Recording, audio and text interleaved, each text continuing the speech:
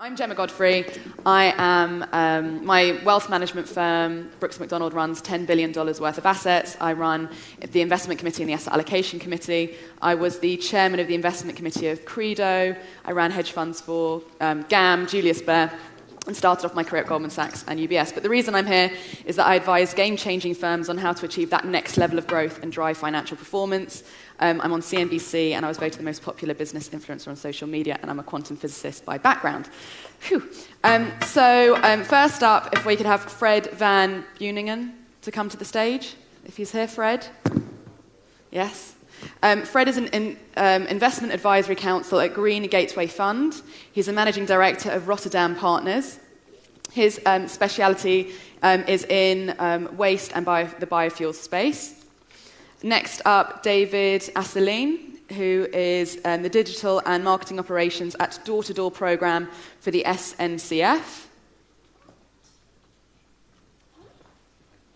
Yeah. And finally, Dr. Harold Wiener, the managing partner at Terra Venture Partners.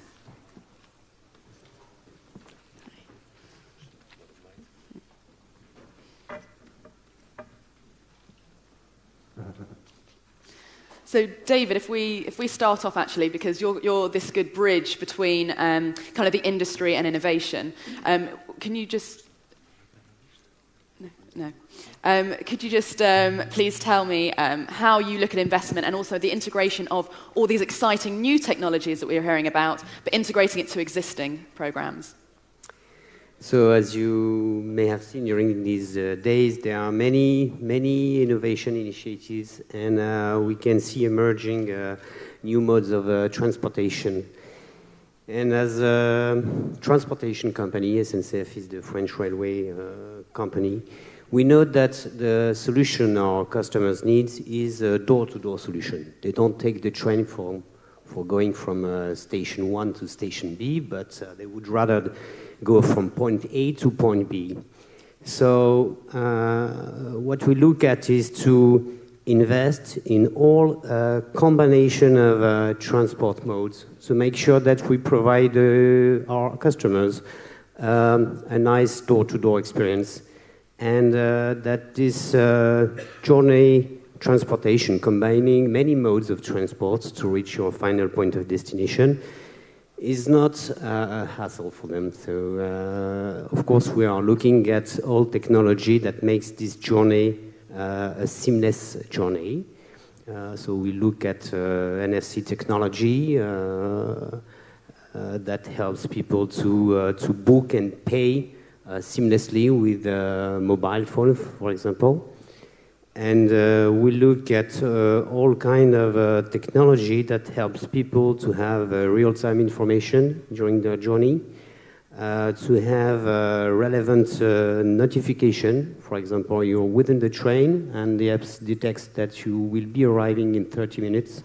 It connects to car sharing or chauffeur-driven operator, computes the price that you will pay if you would use these chauffeur-driven solutions.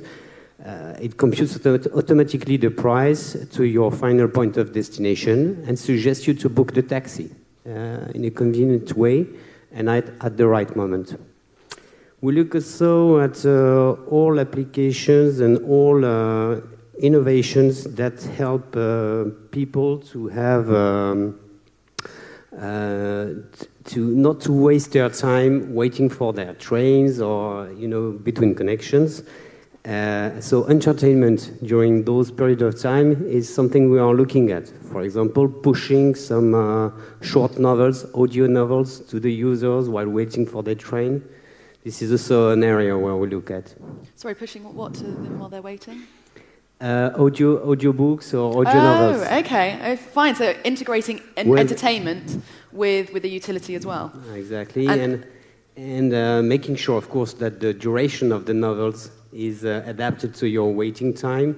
So you would have a bank of novels, audio novels, that you would choose on depending on the category, and that you would push to the users knowing that he's waiting for his train. He's just in between two transportation modes or two trains, or maybe between a train and waiting for for a bus, public transport bus.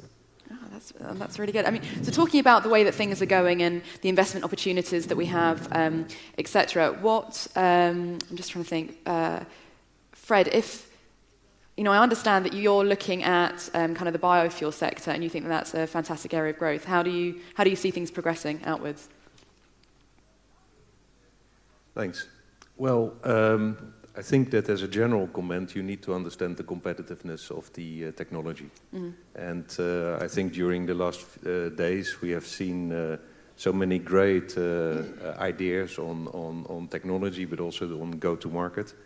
And of course the best ventures to invest in make good combinations between the technology, the value that they can offer, and the business model.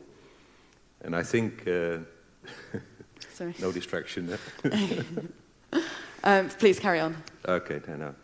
And so particularly for biofuels, there are so many routes and transformation paths that you can look at. And but the connection with transportation, of course, is very important, as we have seen the last few days. So there will be a place for that, but there will be a place for other drivetrains. There will be a place for other behaviors, car sharing. We didn't talk much about that, the whole sharing economy, but of course that's important in the equation. But from an investor standpoint, I would just stress that those companies who really understand the megatrends combine value, business model, and a great team, and then deliver efficiently on that, really have a plan on how to scale up. I think that is the companies we would look at. And one of the other trends that you're seeing from the investor perspective is this move towards investing consciously. Is that right? Yes, but I was more referring to the, I think, well-known megatrends like demographics or climate change or water stress. Because good companies, of course, solve some kind of problem in a creative way.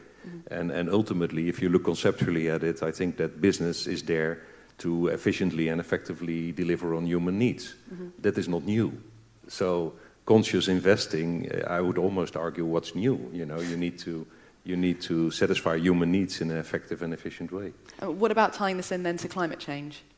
Well, climate change is of course one of those megatrends, and I think that the whole bioeconomy, to take it a little bit larger than fuel, there is this famous picture. I see it in my head, so I cannot depict it for you. But we have lived 1,000 years, actually, from the land.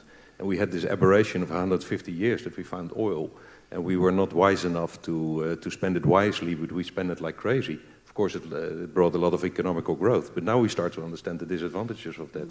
So my prediction would be we will get back to the land and we will learn how to live in harmony with nature and live the next few thousand years again from the land. Okay, fantastic. And Harold, bringing you in, so it's interesting kind of touching on these different trends and where things are going and talking about investing consciously, but as a broader trend. And I know that you're looking at things that are focused on sustainable financing and that as being very important when you're looking at an investment opportunity. Can you kind of expand on that? Yes, in general, I would say that I think that Mother Nature will give us the food for the future. Personally, in Terra, we don't invest in biodiesel or any other fuel, not because we don't like agriculture, it's because we believe that the ultimate source of energy is the sun, and it gives you electricity, and we are very much in favor of electrical vehicle and not any kind of fuel, not because of the agriculture, it's because making a fuel and then fueling your engine to waste 70% of this energy that was produced from algae, from corn, from ethanol, from sugar, seems to be very, very, very unreasonable, to say the least, so we don't invest. In general, I would say that we are living very interesting times, and we are replacing materials, food, and water for information, or free flow of information, due to the internet and mobile. So in fact, we can see this revolution, at least from my point of view, as replacing electrons for materials. Electrons are no weight, no package, no color, you can get it from the sun. It's abundant, it's unlimited. So we are very, very fanatic of combining those models and the power of free flow of information with real life, and then investing in energy efficiency and what we call negawatts, which is negative watts, which is the most cheapest way to save energy, is not to produce solar energy or wind energy, is by reducing the consumption of energy. So this is what we like more. So you're balancing, so instead you're trying to reduce where you can as opposed to trying to expand in other areas. Let me just offer the opportunity for Jochen Vermuth to come and join us up on stage. I was emailed saying that Fred was coming in your place, but you're welcome to come and join us as well. Thank you very much. Thank you. Because I believe that you also have a very similar view on kind of the future and the opportunity that we have kind of in the biofuel sector, and you know that's a bit of conflict on the panel. If you'd like to kind of expand your view there, that'd be fantastic. I'm as surprised as you are to be here.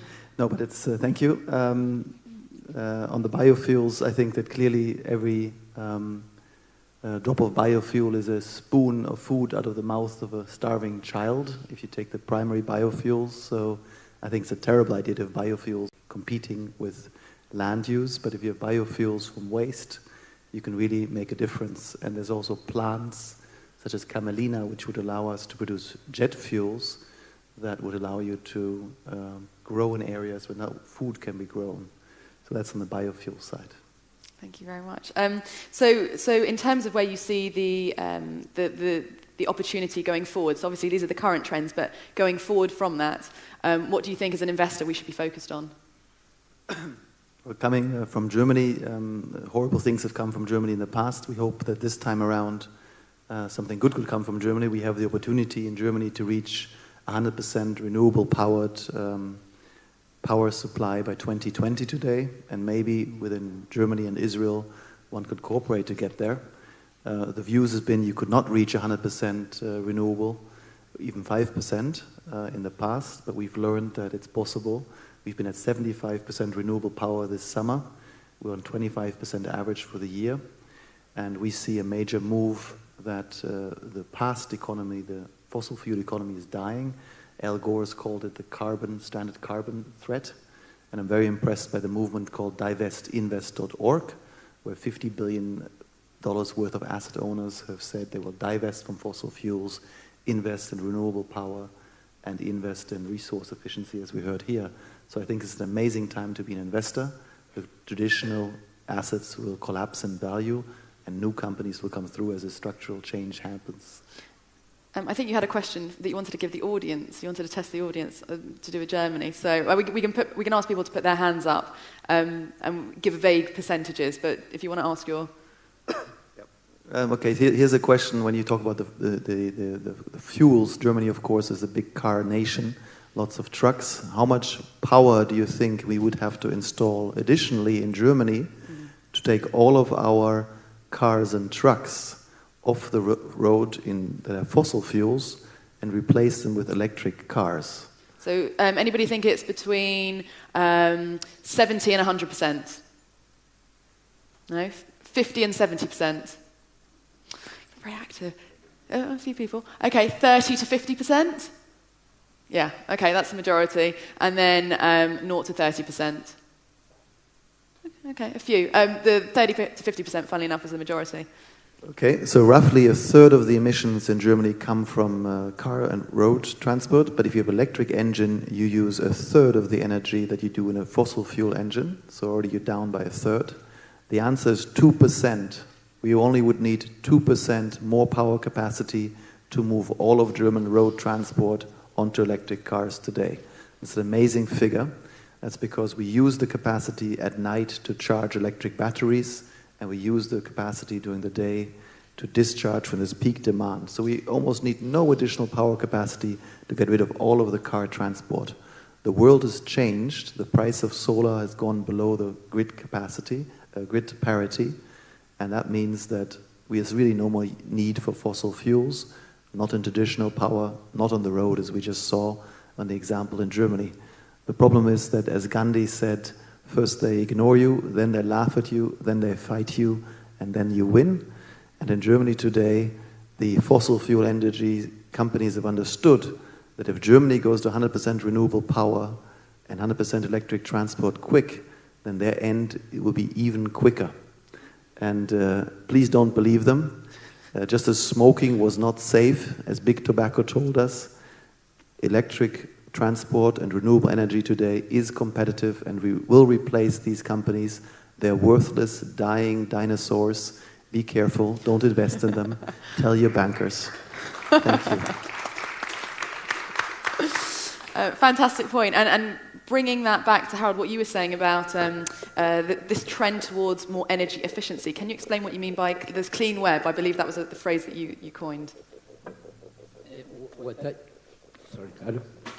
What I refer is that right now it will sound a bit strange, but I don't think that there is any problem of energy in the world.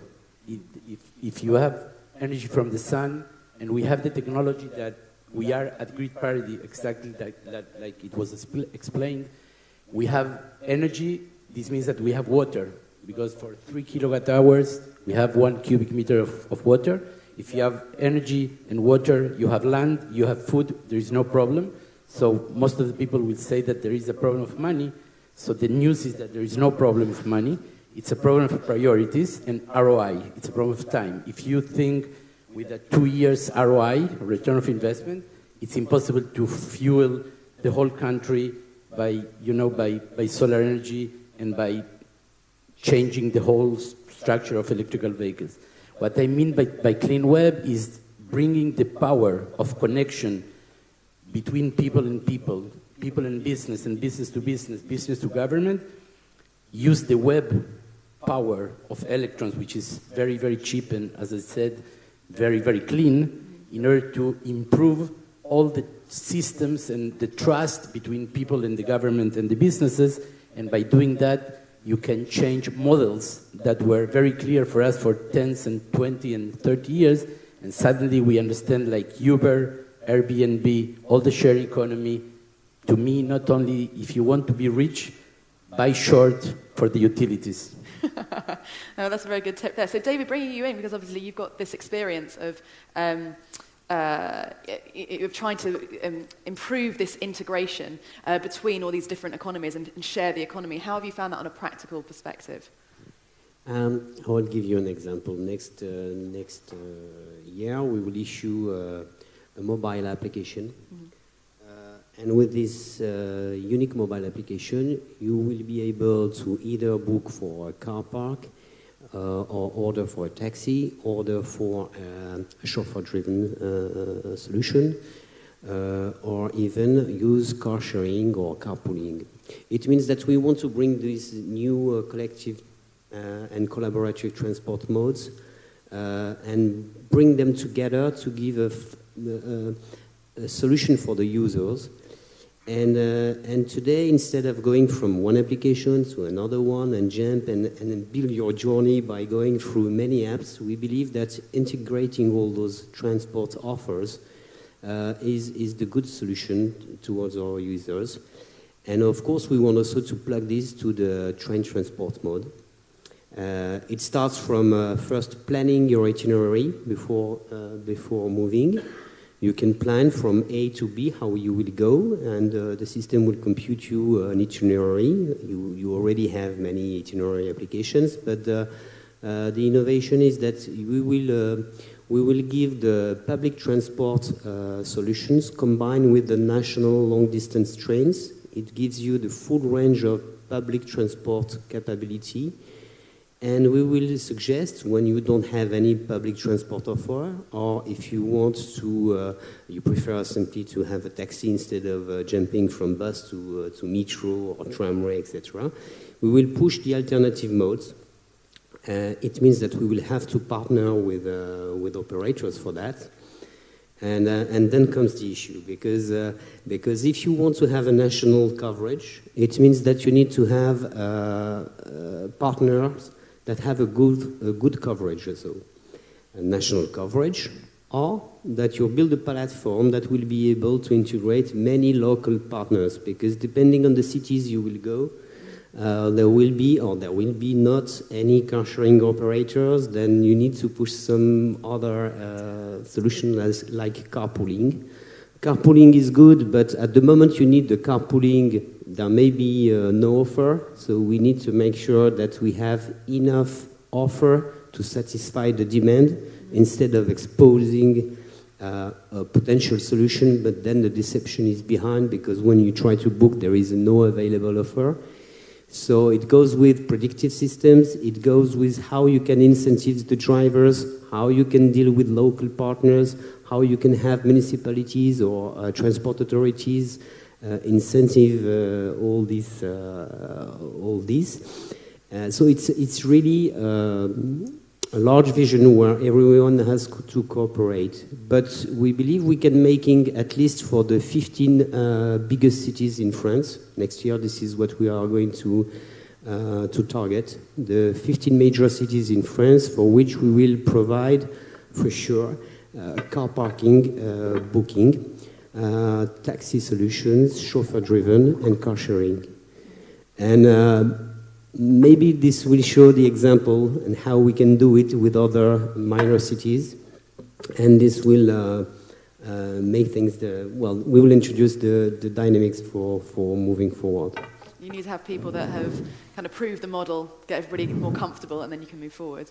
So we're talking here about challenges. I mean, Fred, what do you think from an investor's perspective are the biggest risks then at the moment that we should be aware of? Yeah, well, allow me to talk about the investors indeed a little bit, but before going to risk, I was having a thought here because from investors' behavior, and especially the larger institutional investors, I think there are some very promising developments. You were referring to conscious investing, or however you want to call it, triple P, or. But so let me mention two. There is a quite successful fund that invests in public equities that uses resource efficiency of companies as the single investment criteria. So waste, energy usage, and water usage over unit of sales, and they're very successful. So what they do is they select their public equities on this basis and then go to the companies that are on the bottom in the category and then say, well, actually, we will go short your company because of these reasons. So it's an activist. It's actually a fund based in the UK, but they are but they're spreading also out. Activists, you're saying? They also go when they Absolutely, they absolutely. Okay. Because the whole philosophy behind the fund is one about climate. So that's one. The other one is that was very encouraging to us, and I think Jochen and I assisted both that meeting. The European Investment Fund, that is a real force for, could be a real force for change in Europe. Because where they put their money, of course, some other people will also put their money. They actually, in one of their presentations, a recent presentation, it's quite a funny statistic, but they valued waste, worldwide waste. And actually, this is done by a German scientific institute, Fraunhofer. And actually, the value of worldwide waste is bigger than the market cap of Apple. So that was, of course, quite an interesting statistic. And then the logical question was, do we put our money in the right place? And also, how do you monetize it? How do you?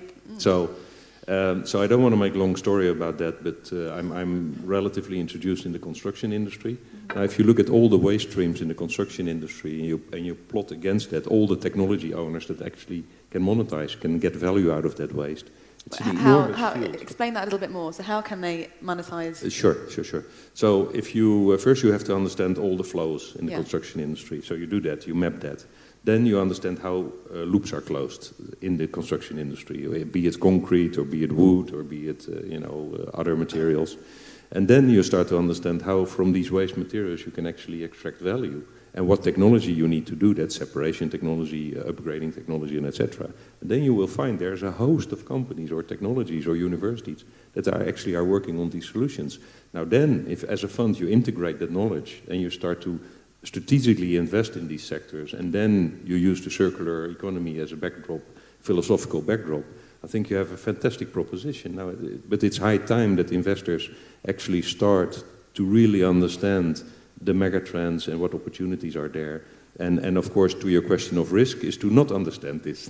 Okay. I think, and then opportunistically invest in the next guy, because the next guy came to you with a neat idea. I see. So I think that really strategically you can have a concept and then make investments. I mean, that's actually a really good point, because a lot of people at the moment are concerned that there's like a bubble in the technology sector, and the reason is that a lot of companies come out, they make a lot of noise, they're hyped up, their shares then tank. But the explanation is that you've got to look a little bit deeper than who's got the biggest sparkle. So bringing this back down to specific technology that we can utilize. I mean, David, can we just? I know that you're talking about Bluetooth. You're talking about going contactless. Is there anything that we should be aware of that you can see as trends going forward? I think the relevant technology would be, of course, all seamless technology or with no contact technology. So we believe that, of course, going through mobile phones in order to store your tickets or your pass for a journey, let's say 1 day duration in public transportation for Paris, for example. You would have it on your mobile instead of making the line and buying 1 or 10 tickets for the day. You can book it from everywhere in advance. It's stored there on your smartphone, and you can pass. And you can pass and use the metro, the bus, the tramway, but you can also maybe use car sharing systems, having access to vehicles, opening the vehicles, provided that you have a reservation, of course. We believe also that big data will be very important, and as soon as you capture the data, how people use the train. But of course, at the end of their train journey, they will take maybe a car or the bus or the metro, etc., to go to their final destination, grabbing the data to understand how they reach their final point of destination and whether they had 3 or 4 correspondences to reach this final point, and whether maybe you should organize the offer so that you put in place a new bus line, because you have detected that many people are going from A to B, but with many connections, and this would be worthwhile to put a direct line, or to incentive carpooling solution, hiring drivers, doing this connection could be interesting. So of course, analyzing the data, having the capability to analyze the data and share this data with many other sources, because we will not have all the data. Of course, is definitely something we have to look at. And third, I would say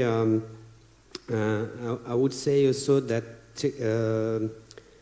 augmented reality is very interesting. We have seen before with one startup, HiPark, I think, that they are using video to do many interesting things. Is something that will be of interest, because people will have to be guided in big multimodal stations, in big railway stations today. In fact, there are now not only rail stations, there are multimodal points. You can take the bus, the metro, the tramway, or you could have also a meeting point for car sharing, etc. And people will have to be guided inside the station. And having a solution, we are interested in having a video solution so that people use their smartphone and they just making their smartphone capturing the surroundings, and you could guide them through the next meeting point or the next connection point to the bus by auto-guiding them through vision augmented reality systems. So this is the kind of examples that are of interest for us. Okay, fantastic. And Harold, taking this point that we're talking about in terms of incentivizing incentives, and then it leads us to the question of a lot of these programs and initiatives have government backing, government funding, and they're reliant on that. How do you see that going forward? Do you see that continuing? Do you see that falling, and other, maybe private investment stepping in? What do you see as the trend? Yeah, my personal opinion was always that the government should invest in the failures, in the missing links of the chain. And this is what the government of Israel is doing very, very efficiently during the last 40 years. And during the last 2 years, they have a program that's related to the incubator that we own one of them, TerraLab. But this is an amazing help from the government for the very early stage and seed investment. It is my opinion that not only all the technologies should win, not all the technologies will go to the final point, and the market should decide who is going to win, because all the technology should be bankable by themselves and not by governments. I think that it's a very big mistake to base a company or to invest in a company based on tax benefits, even if it be from the government of Greece, Spain, or United States, doesn't matter. I think that we need to develop the technologies using the government at the very early stage, but then once you are a grown-up kid, you have to be economically feasible and prove that you are better than the others, which is definitely not a very, very easy task when talking about energy, food, water. Those are very basic needs. But this is our game, and what we do is invest in those early-stage companies with a very, very nice help from the government of $600,000 per every $100,000 that we invest from our own investors. So this is, I think, a very good example how government could foster those new technologies, but not in the later stage. I think that today we have this luxury that we can talk about a clean world without talking about tree huggers. You don't have to be a tree hugger. You want to make money. In Terra, we believe that there is no contradiction at all. On the contrary, we do good and we do a lot of businesses doing good money. So there's no problem with that. Fantastic. So we're going to be concluding there. Thank you very much to my expert panel, to Jochen Vermuth, to Dr. Harold Wiener, to David Asselin, and to Fred van Beuningen. Thank you very much. Thank you.